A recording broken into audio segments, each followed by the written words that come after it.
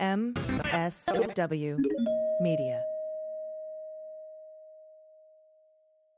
Thanks to our new sponsor, Factor. Factor delivers delicious, fresh, never-frozen meals that are ready to heat and eat in 2 minutes. Head to factormeals.com/dailybeans50 and use code dailybeans50 to get 50% off your first box. And a big shout out today to Helix Sleep. Take their 2-minute sleep quiz and they'll match you to a mattress that'll give you the best sleep of your life. Helix is offering 20% off all mattress orders and 2 free pillows for listeners. Go to helixsleep.com/dailybeans and use promo code HelixPartner. This is their best offer yet. It won't last long. With Helix, better sleep starts now. News with swearing. Daily beans, daily beans. Daily beans, daily beans. Hello and welcome to the Daily Beans for Thursday, April 27th, 2023. Today, E. Jean Carroll takes the stand in her rape and defamation suit against Donald Trump. Walt Disney has sued Ron DeSantis for First Amendment violations.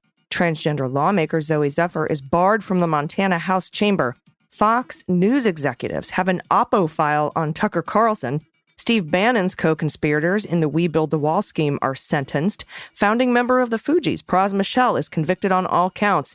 And Trump's lawyers rail against the Department of Justice in a letter to Congress. I'm your host, Allison Gill. Lots of news today. As you know, Dana's out for the next 2 days, and then we are out all next week, although there will be an episode of Jack on Sunday, and there will be an episode of Cleanup on Aisle 45 on Wednesday. So we will be there next week doing that, and so probably any news that you want to hear about will end up in one of those 2 shows. Today, House Republicans have passed a bill in Congress that cuts veterans' health benefits, veterans' health care, education, Meals on Wheels, public safety, police. It takes away health care for millions of Americans. It sends manufacturing jobs overseas while they fight to extend the Trump tax cuts for the wealthiest and profitable corporations. Now, President Biden will never force middle class and working families to bear the burden of tax cuts for the rich, like this bill does. But it did pass the House. It won't go anywhere in the Senate. And the president has made clear that this bill has no chance of becoming law. But it is, worth noting that all Republicans in the House, well, except for 4, voted today to cut veterans' benefits. And I mean, it cuts everything, but they don't care about veterans. And I'll be taking that argument to the Hill this weekend. All right, we have a lot of news to get to. Later in the show, I will be joined by Jesse Freidin. He's the creator of Are You OK?, a trans visibility project. Absolutely wonderful discussion. I can't wait for you to hear that. In the meantime, let's hit the hot notes. Hot notes. All right, first up from the Times. Content warning here. E. Jean Carroll testified in a Manhattan courtroom today, relating a harrowing story of being raped by Donald Trump in the mid-90s. As a former president who has declined to attend the trial, railed at her on social media, which infuriated the judge overseeing the case as it happened. Ms. Carroll's wrenching testimony stood in sharp contrast to the former president's postings, in which he called her case a made-up scam and a fraudulent and false story, and led the judge, Lewis Kaplan, to suggest Trump was improperly trying to influence the jury. Mr. Trump's lawyer said he would have a conversation with his client. As that happened, by the way, Eric Trump also retweeted what Donald Trump had said. And then as soon as the judge said, you know what could happen here, you could be violating some stuff. And then Tacopina said, I'll talk to my client. The Eric Trump tweet came down, but the Donald Trump truths, I guess, stayed up. This is the second day of the trial in the lawsuit by Ms. Carroll against Trump, brought under a new New York law that allows sexual assault victims to sue the people that abused them, even if the statute of limitations has long expired. Trump vehemently denies the allegations. This is from E. Jean, and this pretty much wraps up her case in a nutshell. I'm here because Donald Trump raped me, and when I wrote about it, he said it didn't happen. He lied and shattered my reputation, and I'm here to try to get my life back. And just sending all the love to our friend E. Jean, by the way. Super brave. Ms. Carroll told jurors she ran into Trump at a Manhattan department store where he suggested she try on a bodysuit, a teddy, in the lingerie department and coaxed her into the dressing room. She said he immediately shut the door, shoved her against the wall, and assaulted her. That was the moment, she said, that her romantic life ended. If I meet a man who is a possibility, it's impossible for me to even look at him and smile, said Miss Carroll. Miss Carroll's lawyers are asking the jury in a federal district court to find Mr. Trump liable for battery and defamation, and if he is found responsible, to award monetary damages. Miss Carroll, who's 79, a former magazine columnist, said nothing publicly about the encounter for decades before publishing a memoir in 2019 that accused Trump of attacking her. It's very common. I didn't talk about my rape for over a decade. Now, Miss Carroll testified that she told two friends about the attack right after it happened. Lisa Birnbach, one friend, told her she'd been raped and that she should report it. A second friend, Carol Martin, told her not to tell anyone because Trump had hundreds of lawyers and was very powerful and would bury her. Now, Judge Kaplan pressed Mr. Tacopina to say whether Trump would testify in person after he said the defense intended to play portions of the former president's video deposition. Tacopina said he was not sure, still, on the second day of trial. And the judge said basically, shit or get off the pot. A Fisher cut bait. The judge said you have to answer this week, adding that uncertainty was an imposition on court security and staff. The court will resume at 10 a.m. today, Thursday, with Ms. Carroll on the stand again. She's expected to face cross-examination from Trump's lawyers. That's going to be probably the most triggering part for E. Jean and for those of us who are following the case. I imagine all the same kinds of questions are going to come up that women hear, and people, I should say, hear so often when they try to report a rape. And so we will be here on Friday to talk about it. And from the Post, the high-stakes standoff between two Florida heavyweights, Ron DeSantis and the mouse, Walt Disney. It escalated Wednesday when the company sued DeSantis over what it calls a relentless campaign to weaponize government power and squelch free speech. The lawsuit was filed minutes after the expected presidential contender's handpicked board declared a Disney-friendly deal null and void. That's that contract, the one that I had Ethan Behrman on to talk about how 21 years after the death of the final descendant of King Charles III is how long Disney shall have this property. Well, now, this new board, despite that ironclad contract, said the deal was null and void. This is the latest tit-for-tat feud that began a year ago when the corporate giant took a stance against DeSantis-backed education bill critics dubbed the Don't Say Gay bill. Now the fight between DeSantis and a hallmark of American childhood has turned so acrimonious, it's spilling into the 2024 presidential race and threatening to pose yet another challenge to putting fingers. He still has not announced his campaign, by the way. He might not. He's not polling very well. Everybody hates him. DeSantis' poll numbers have slipped quite a bit. Republican opponents are seizing on the feud to cast him as a zealot bent on punishing a private enterprise over their opposition to one of his signature laws. Meanwhile, Disney is refusing to back down, and good for them. They're setting the stage for a protracted legal fight that has some Florida residents on edge. The outcome would have implications for DeSantis far beyond the Magic Kingdom, though analysts noted his base may be also drawn to a strong-arm approach against a large employer that even Democrats concede has enjoyed privileges other companies do not. DeSantis essentially picked the fight. That's what Doug Hay said, a longtime Republican strategist unaffiliated with any of the GOP presidential campaigns. So when you pick a fight and then you lose it, it's very easy to see real problems. Yeah, if you come for the mouse, you best not miss, right? The lawsuit filed in U.S. District Court for the Northern District of Florida on Wednesday accuses DeSantis of retaliation for Disney exercising its right to free speech, threatening its business operations, jeopardizing its economic future in the region, and violating its constitutional rights. Quote, there is no room for disagreement about what happened here. Disney expressed its opinion on state legislation and was then punished by the state for doing so. It went on to accuse the governor and legislature of employing the machinery of the state, that's a quote, to damage the company. Quote, state leaders have not been subtle about their reasons for government intervention. They have proudly declared that Disney deserves this fate because of what Disney said. DeSantis is on an international trade trip right now, but a spokeswoman called Disney's lawsuit another unfortunate example of their hope to undermine the will of the Florida voters. I don't see how that's a thing. Quote, we're unaware of any legal right the company has to operate its own government or maintain special privileges not held by other businesses in the state. That's Taryn Fenske, communications director for the governor's office. Well, it does. And from Rutenberg at the Times, this is interesting. The day before Dominion Voting Systems' defamation trial against Fox News was set to begin in a Delaware courthouse, the Fox board of directors and top executives made a startling discovery that led to the breaking point between the network and Tucker Carlson.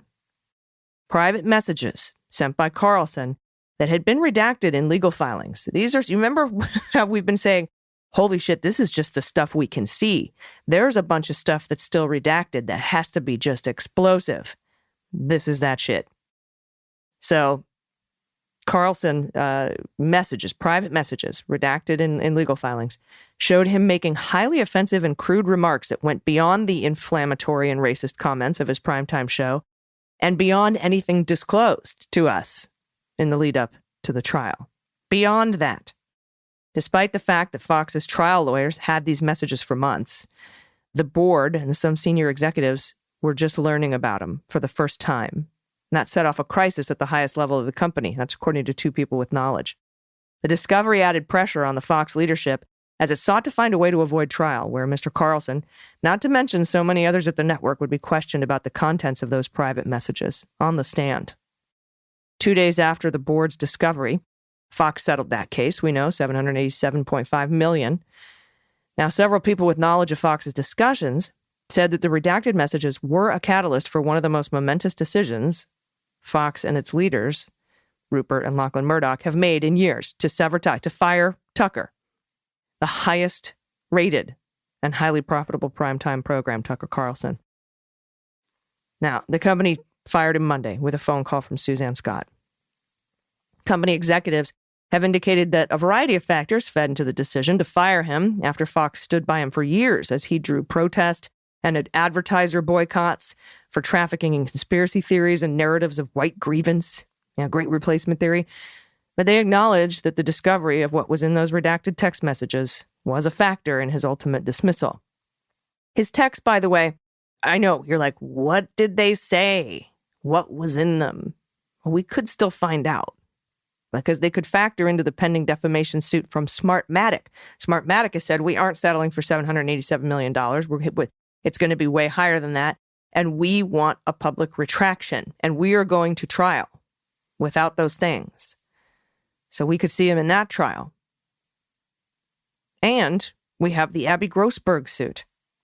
They could come out there because she is alleging a hostile and discriminatory work environment by Tucker Carlson. And that might be why Abby Grossberg's lawyer, every time he's on TV, is like, looks like he just wants to tell us something, But in a related story from Rolling Stone, Fox News executives have in their possession a dossier of dirt on Tucker, should he attack the network in the wake of his being fired. That's according to 8 sources, and that's an exclusive from Rolling Stone. When Fox announced Carlson's departure on Monday, the network presented the separation as amicable. But according to one former on-air Fox personality, the anchor and some of the channel's top executives are parting ways on the worst and messiest possible terms. Indeed, in private communications released last month as part of the Dominion Fox lawsuit, the now-fired host gossiped that one such exec hates us, claiming she was covertly working against him and the other hosts. But if Carlson attempts to torch the network, there's mutually assured destruction. Fox is prepared with this oppo research. Let them fight. How many times have I said they'll destroy each other from within? GOP will eat itself, right?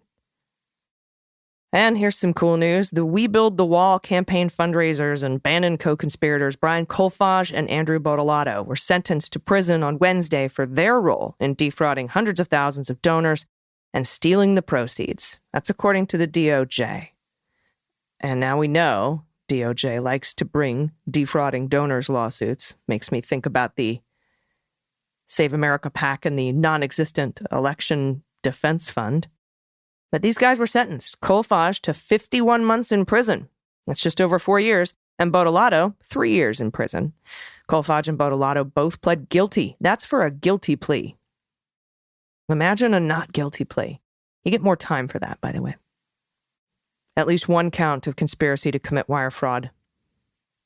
The crime carries a maximum sentence of 20 years. So, like I said, 3 to 5 years for one of those max 20-year sentences if you're a white-collar criminal with no priors. So that's about right. But this is with a guilty plea. You think Donald and Sidney Powell and her pack will plead guilty to defrauding donors? Something tells me no. But these are pretty easy cases to prove. The two were also handed 3 years of supervised release probation. Kolfage is 41. God, he's a baby. He was ordered to forfeit $17.8 million and pay $2 million in restitution. Bottolato, 58, has to forfeit $1.4 million and pay the same amount in restitution, $2 million.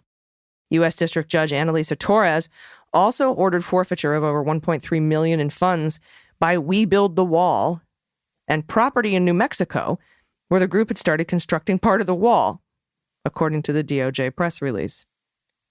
The fraud perpetrated by Kolfage and Bottolato went well beyond defrauding individual donors, Torres said, mentioning that the case could have a chilling effect on political donation, which hurts us all. Now, although Trump pardoned Bannon for this on federal charges for his role in We Build the Wall, don't forget, Bannon was indicted for these crimes in September of last year in New York State on charges including money laundering and scheming to defraud donors. He pled not guilty in both the federal and the New York cases. In the end, Bannon may be sorry he didn't plead guilty and face the federal charges, because the state charges, which cannot be pardoned by any president, could land him in Rikers instead of Club Fed, and for longer. His trial begins in November. Merry Christmas. And a longtime murder board favorite, founding member of the Fugees, Pras Michele, was found guilty in federal court today of 10 counts related to an international conspiracy reaching the highest levels of the U.S. government, including Donald Trump. The Grammy-winning artist, former member of the Fugees, faced multiple counts over the failed conspiracy to help Malaysian Prime Minister, not Prime Minister, I always have Zoolander in my head, kill the Malaysian Prime Minister, Malaysian businessman Joe Low, and the Chinese government. He helped them gain access to U.S. officials, including Barack Obama and Donald Trump. Michele was found guilty of conspiracy to defraud the U.S., witness tampering, and acting as an unregistered agent of a foreign government. FARA.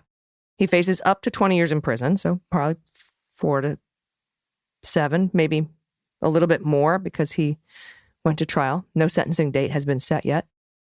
And special counsel Jack Smith has expressed an interest in audio tapes recorded by former Fox News producer Abby Grossberg while she worked at the right-wing network. Now, I've been accidentally calling her Abby Grossman. I apologize for that. Her name is Grossberg. I'm super sorry.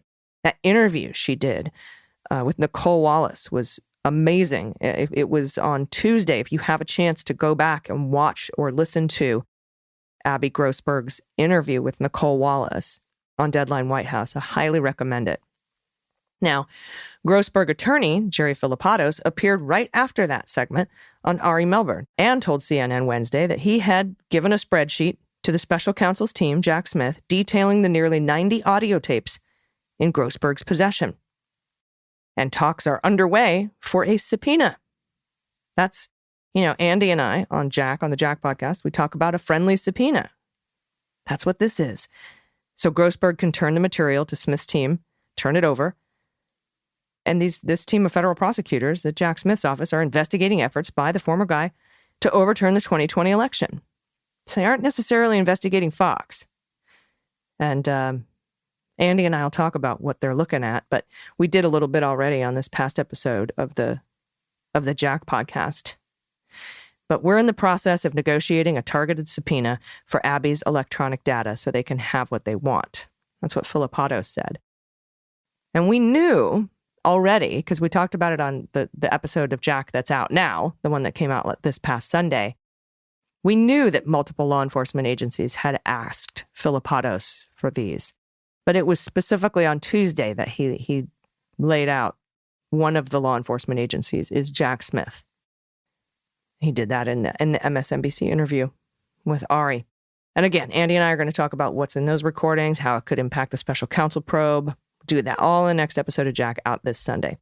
And in a related story, 2 of Donald Trump's defense lawyers now believe that classified briefings of phone calls with foreign leaders were among, quote, all manner of documents in those 15 boxes Trump returned to the National Archives a year after he left the presidency.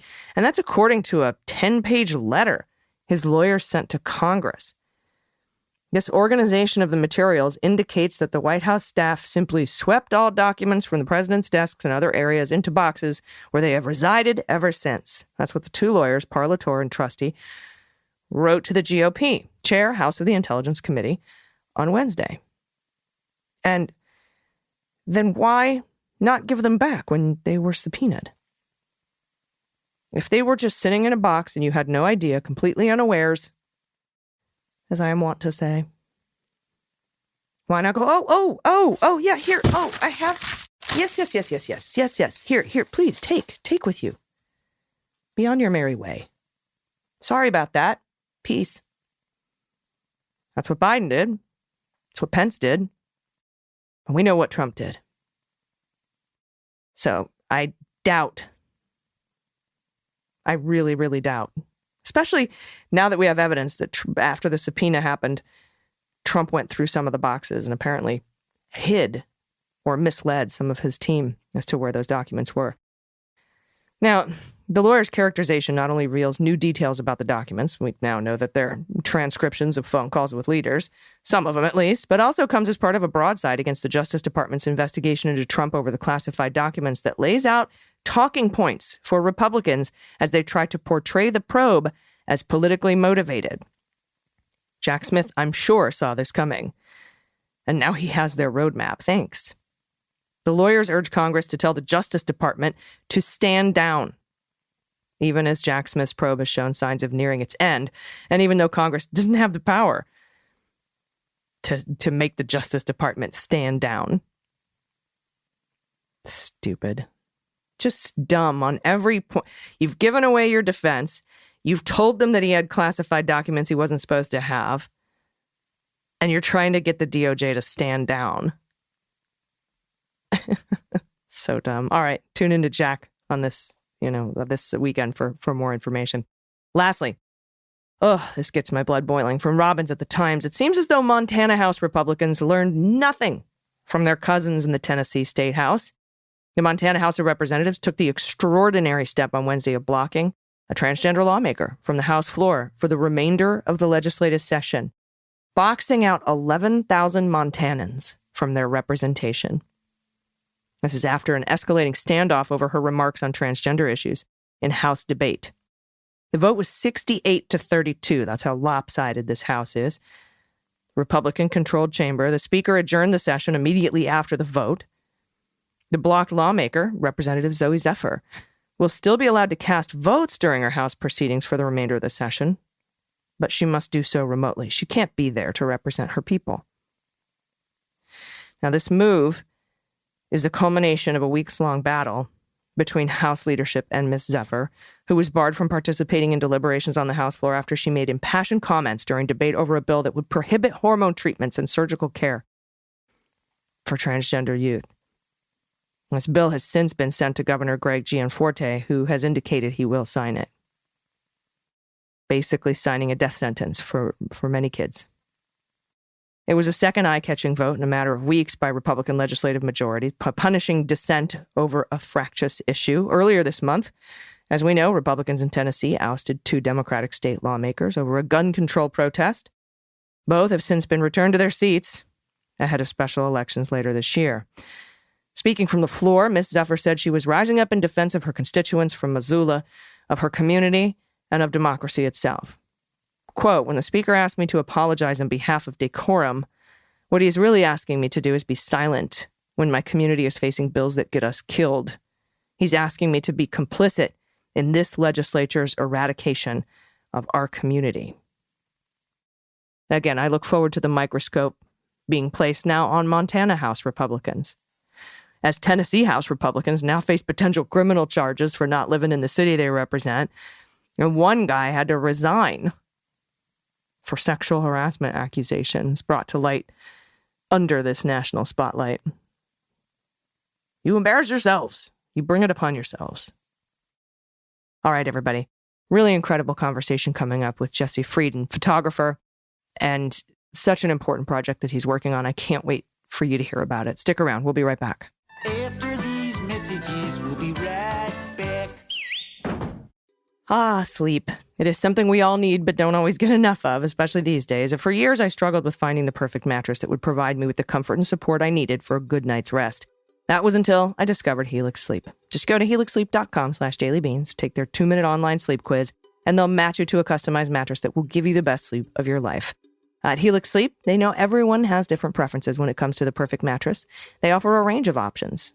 For that reason, whether you like a soft, medium, or firm mattress, Helix has you covered. They even have a Helix Plus mattress designed specifically for plus-size individuals.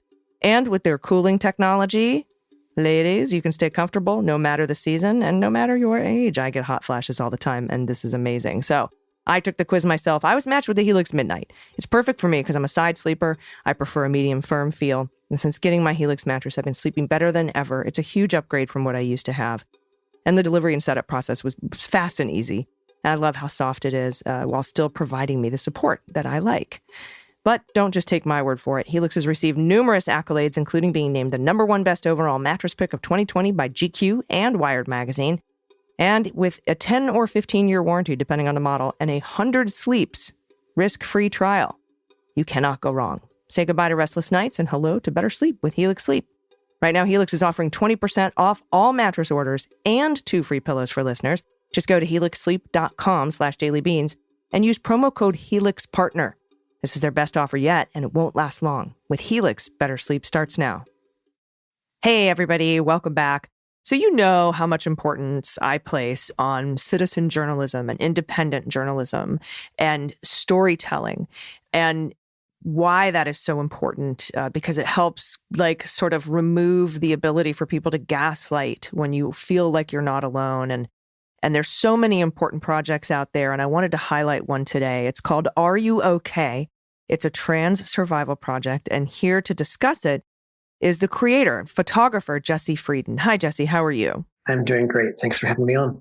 I absolutely adore what you are doing here because for me, myself, my story is my military sexual trauma survival and how I can tell that story so that people who have gone through what I've gone through or something close to what I've gone through don't feel like they're alone and feel more okay. And that's why I love the title, Are You Okay?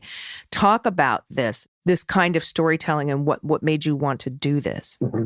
Well, I think you really hit on the core value of this project, which is showing trans and non-binary youth all around the country that they are not alone.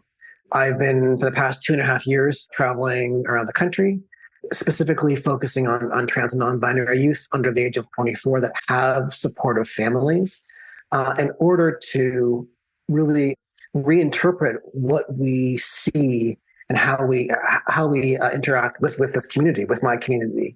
I think we need legislators and the population in general to understand who is being directly harmed by anti-trans laws, and that trans kids are deeply loved by their families, and by loving them, they will thrive and survive. It's not a political project. It's simply about understanding how this community is in danger and how we can help them.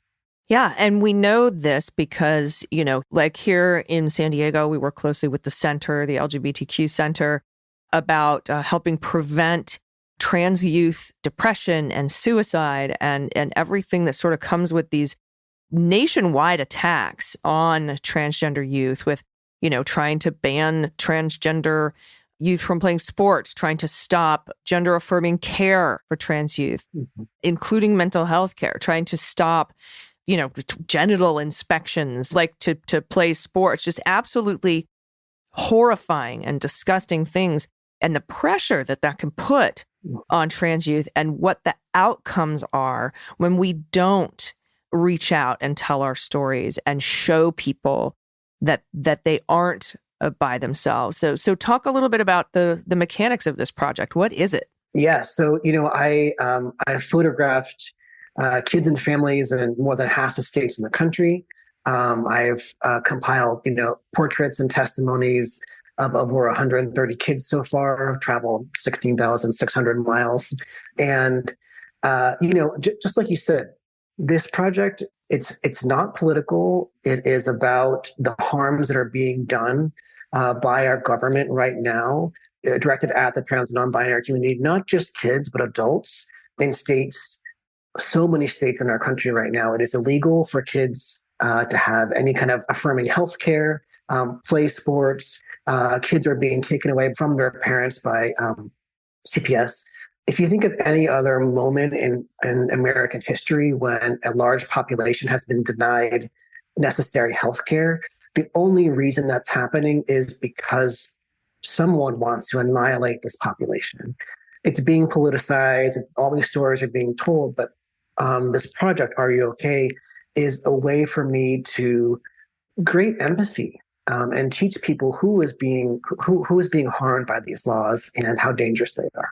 Yeah, and a lot of these red states, the goal is to create cruel legislation to chase people out of their state that might vote for Democrats and, seize power over the entire state. We see this interstate compact plan, and that's how they want to appoint presidents and continue their cruel acts against marginalized people.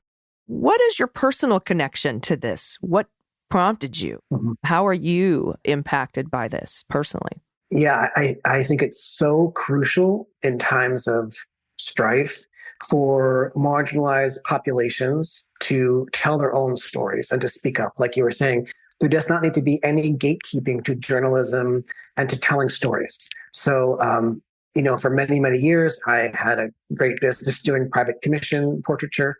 And I finally, as a member of the trans and queer community, I got angry enough when I started seeing the bathroom bills years ago. And then, even 2 or 3 years ago, we only had a few of these anti-trans laws on the bills, on the docket. Now there's over, I think, 450, maybe 500 laws. Mm-hmm. So I got angry enough to close my studio and focus on this full time. I don't love the word trans for myself. I've always been male in this exact way, but I am part of the community. And I want people to understand that because I want other people to feel like they can tell their own stories as well. Yeah, I agree. And something that I've noticed too is that sometimes these political issues can drive a wedge within the community itself. There are now efforts to try to turn the LGB against the T and the Q, and the true origins of this, I don't believe, are within the community itself, and that is also frightening. So I think that this also pulls communities together, and not just within LGBTQ plus, but also with allies.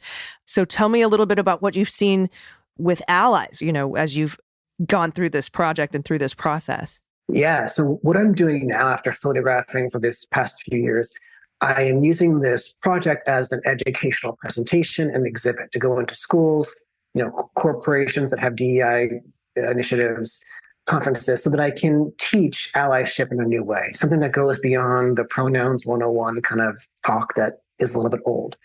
I grew up in the 80s and 90s, and we were taught tolerance. And people thought tolerance was so exceptional. Which is very sad. Then it went to acceptance, and then it went to allyship. What we're at now is exactly like you said. The queer community is being, broken apart. We cannot just have allies doing, reposting someone else's thoughts or, putting a little rainbow flag on your Facebook profile. We are far beyond that. We are past the 5-alarm fire drill going off. We are in the throes of fascism and annihilation, not just in the trans and non-binary community, but so many communities. So what I teach when I talk about this is that you have to find ways to get involved, that you cannot rely on your trans and non-binary adult friends to teach you, that if you are a true ally, you are an activist. An action is the key word. So we've gone from tolerance and, when I was a kid, to what I believe is as radical activism. If you're not hitting the streets and speaking to people who need to be spoken to, you need to get out of the way. Mm-hmm. Yeah. And that can be as simple as, doing postcard writing campaigns for candidates who will fight back against some of these bills or some of these laws being enacted, or giving to the ACLU, or helping Mark Elias in his democracy docket, there's a million ways to go about it. But I think one of the most powerful ways is that personal experience and that storytelling. Right. so many people throughout my tenure of telling my story have said to me, thank you. I don't feel alone anymore. When I first told my story publicly in a film, in a documentary, and was able to go and see it and see all the other people saying the exact same thing, I was like, oh my God, I'm not alone. I don't feel crazy anymore. And that's why I think this kind of work is so important. So I want you to tell everybody where they can support this project, first of all, because I know that it definitely deserves and needs support, but also where they could enjoy it and learn from it. And what can they do with it to increase allyship or spread the word as a tool, perhaps in their own city councils or school boards or libraries or et cetera, because this is, I think, something that is a tool to also be utilized. Yeah, I do see it as a tool right now. So there's a website, which is ruokportraits.com. And on the website, there's a lot of stories. There are some audio clips of the interviews that I do with all the sitters. There is a resources tab that has some resources for trans and non-binary youth, some support groups, some information for parents. This is all crowdfunded, and it costs a lot to go around the country. So there's a way to donate to get involved. And there's also, my favorite new part of the website is the programming tab that talks about how people can bring me into their library, their school, their university, et cetera, to hear about this project, just have me talk about it, and really be educated through this narrative lens and get some suggestions on how to be allies, and really let these kids' faces and stories teach them what's happening and how to get involved. Yeah, or if you own yourself or know somebody who does, or you're adjacent to a gallery or any way to help tell these stories, because this isn't just your story. With me, it's just my story. With you, it's so many stories. And also, I want to mention, full disclosure, the woman who edits this podcast has helped with some of the editing and sound on your interviews as well. So I want to thank Desiree for that. But I really encourage you to go from that tolerance that we had in the 80s to the activism that we need today. You can do that simply by just looking at this project, seeing what you can do locally, or even perhaps helping support it financially, because I think it's truly, truly important that we get these stories out there, especially with these multimedia conglomerate legacy media things snatching up all the local newspapers, and we really have to rely on each other. That's right. To get these stories out. Yeah. So I really thank you for that. Yeah, I think it's so important for us to be in control of the information we share. And that's a great way to be an ally. Don't rely on the New York Times and these biased conglomerates. Let the community speak for itself. Find the journalists that are queer and trans that are telling our stories. And a great way to be an ally is, share our story, so that if you can just sit down and listen to what these kids have to say and see their beautiful faces and see their strength and extreme joy in the midst of annihilation, if that doesn't help educate you and get you on our side, then, I don't know what will. So. Yeah, it's so powerful. It's absolutely so powerful. Way more powerful than like a New York Times headline about, forced genital inspections, why this is bad for Joe Biden, or whatever whatever headline they're going to churn out. Or we talked to 3 diners at the Cracker Barrel in East Lansing, and here's what they have to say. It's like, enough of that. Let's get it right from the horse's mouth. Let's go right to the source and really, really lock down on understanding these stories and what people are going through and how we can help. So thank you very, very much. The project is called Are You Okay? The website is ruokportraits.com. And I appreciate you taking the time, Jesse Freidin. Thanks so much. Everybody stick around. We'll be right back with the good news. Hey, everybody. It's time to power up this spring with Factor's ready-to-eat meal kits, America's top choice for chef-prepared nutritious meals. I love these. Their delicious dishes are conveniently delivered to your door, freeing up your time and energy to tackle your to-do list. Whether you're a busy professional or a health-conscious individual or both, Factor makes it easy to maintain a healthy lifestyle without sacrificing taste or convenience. The convenience part is amazing to me, and the flavor is outstanding. See, Factor lets you enjoy hassle-free, clean eating. Choose your meals, enjoy fresh, flavor-picked meals straight to your door, delivered right to your door, ready in just 2 minutes. No prep, no mess, no dishes. I love it. Head to factormeals.com/dailybeans50. Use code dailybeans50 to get 50% off your first box. I recently tried my favorite balsamic glazed chicken with butternut squash. It was so good. The chicken was perfectly cooked, moist. It had a delicious tangy flavor from the balsamic glaze. Oh, it was awesome. And you could skip the grocery store, skip cooking, skip the prep, skip the cleanup, and instead enjoy fresh, never frozen meals that are ready in 2 minutes. With 34 weekly options, there's always something new to choose. And with breakfast options like egg bites and smoothies, as well as over 45 add-ons to replenish your snack supply, I love the snacks, you can enjoy Factor meals any time of day.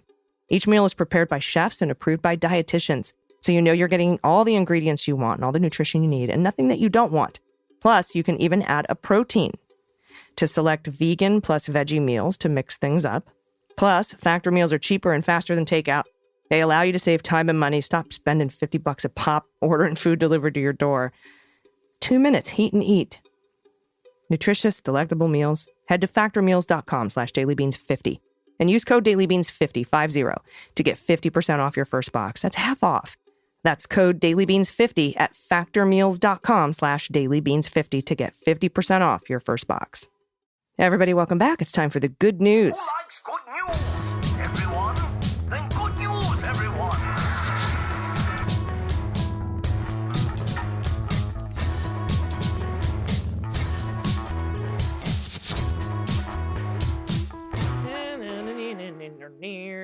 Good news, good news. And if you have good news, confessions, corrections, you want to play What the Mutt, What the Heck Wine, if you have a shout out to a local business in your area or your business, because I know we got a lot of makers and creators here.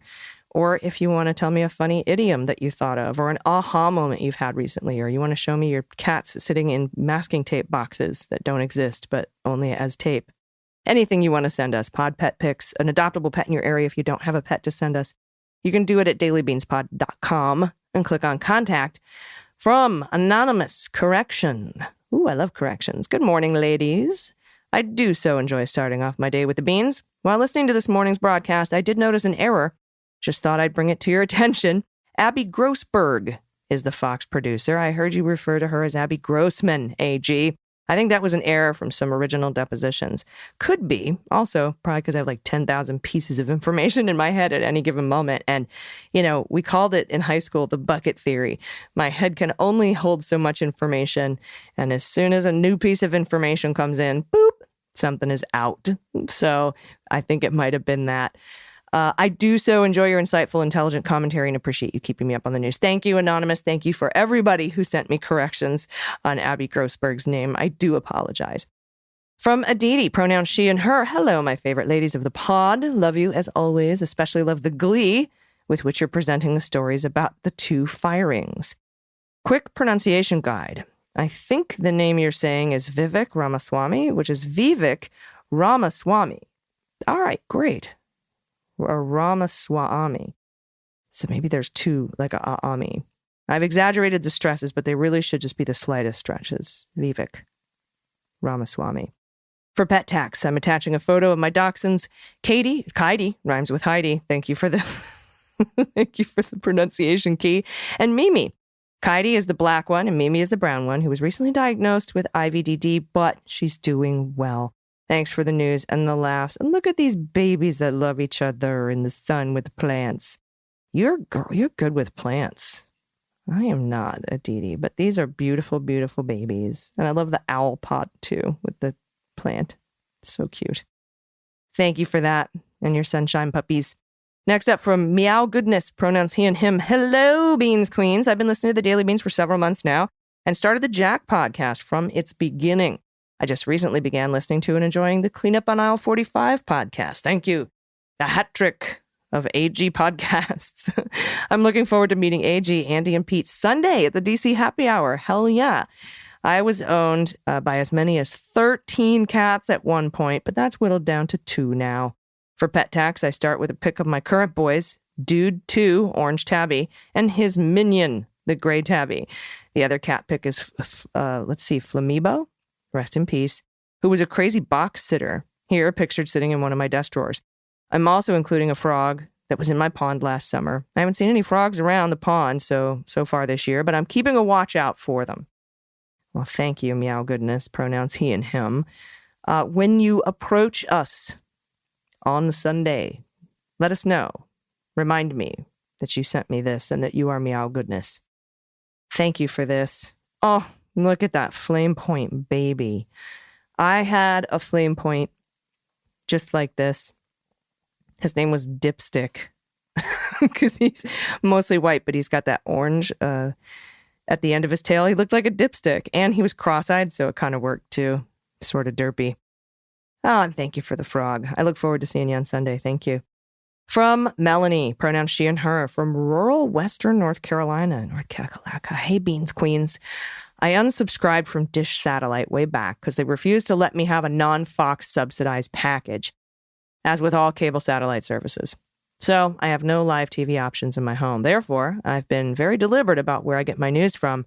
Your pod is one of my few trusted sources. Thank you.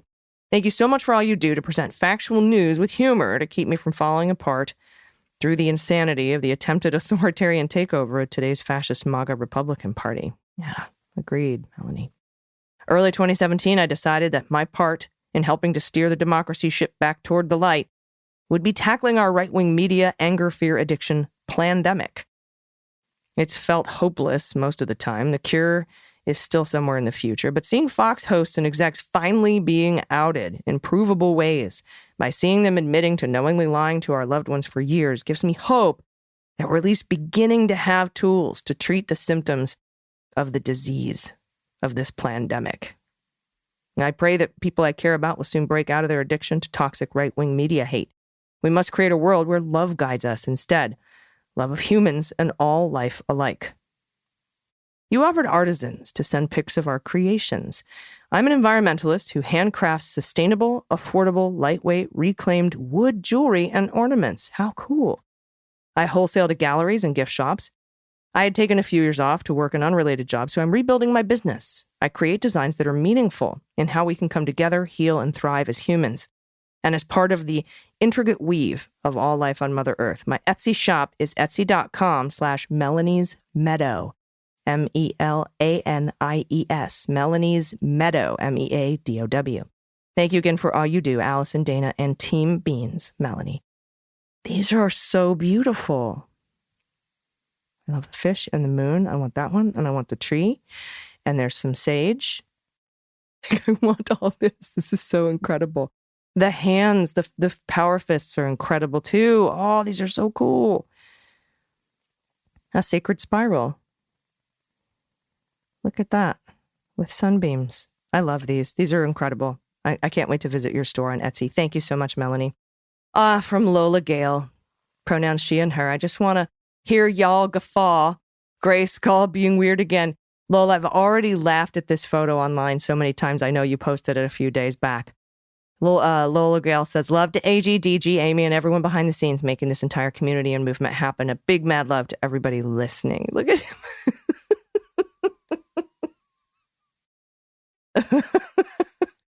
Oh, it's Grayskull, who I wanted. Remember? I was like, you need to send him to me. I want Grayskull. And you're like, no, I'm just going to keep them all. I was like, damn it.